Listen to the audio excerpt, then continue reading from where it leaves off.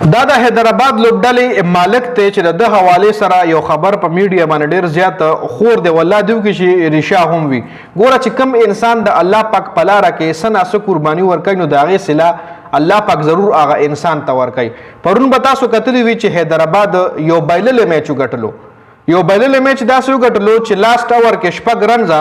د اسلام آباد لوبډلې ونکړل او هونین شاه یو ډېر ښکلی اور وکړو او هغه میچ د حیدرآباد لوبډلې ته وګټلو. اوس د حیدرآباد لوبډلې مالک حواله سره دا خبر مې اوس په میډیا باندې وکتو چې د ده په علاقه کې دا د پاکستاني خو دا د امریکا یو غټ بزنسمین دی. ګوره یو کس چې په آی پی ایل کې یا په پی ایس ایل کې یا په یو لیګ کې ټیم اخلي که نه نو هغه څه ټټو پټو سړی نه وي هغه د دنیا ټاپ مالداره انسان وي نو ده سره د مال کمی نشته. غواړي د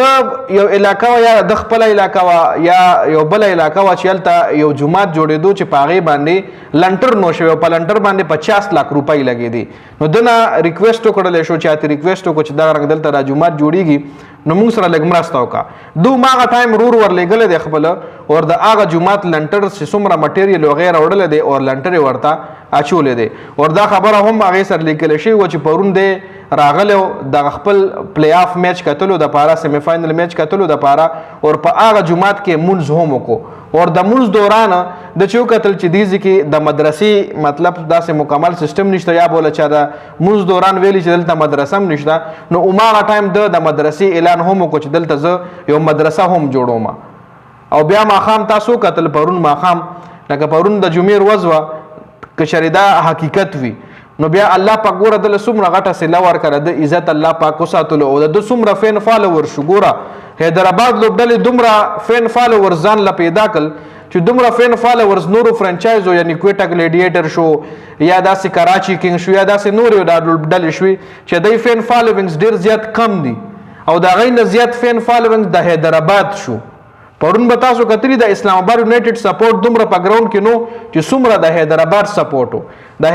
حیدرآباد لوبډلې سپورټ کولو دپاره ډېر خلک راغلي وو ګراونډ ته او همداسې ما خپل هم د حیدرآباد لوبډله پرون د اسلام آباد یونایټډ خلاف سپورټ کوله. نو په پی ایس ایل کې زیات فین فالوورز چې کوم دي د پېښور زلمي د لاهور قلندر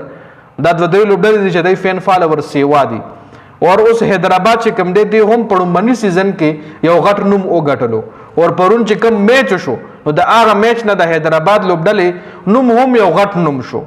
مطلب یو ښه نوم یې کماو کو. په څه وجه چې کله یو انسان الله پاک مطلب د الله پاک په لاره کې څه نه څه انویسټمنټ کوي نو الله پاک د هغې ریټرن په څو ګونه باندې ورکوي. هغه مختلفو مقاماتو باندې زموږ خوږ نبي موږ له فرمایلی دي چې الله پاک محنت چې د چاوي هغه رایګاه نه بوزي او د الله پاک په لاره کې چې ته یو روپۍ مطلب قربانه کې یا د الله پاک په لاره کې ته یو روپۍ ولګې نو د الله پاک هغې په څو چنده تاله درکوي. نو دا یو واقعه په میډیا باندې وکته او الله دې وکړي چې دا حقیقت هم یو الله دې موږ ټولو مسلمانانو ته توفیق راکړي چې موږ هم د الله پاک په لاره کې قرباني څه نه څه لګا شو کو. ډېره زیاته مننه د ویډیو کتلو. والسلام.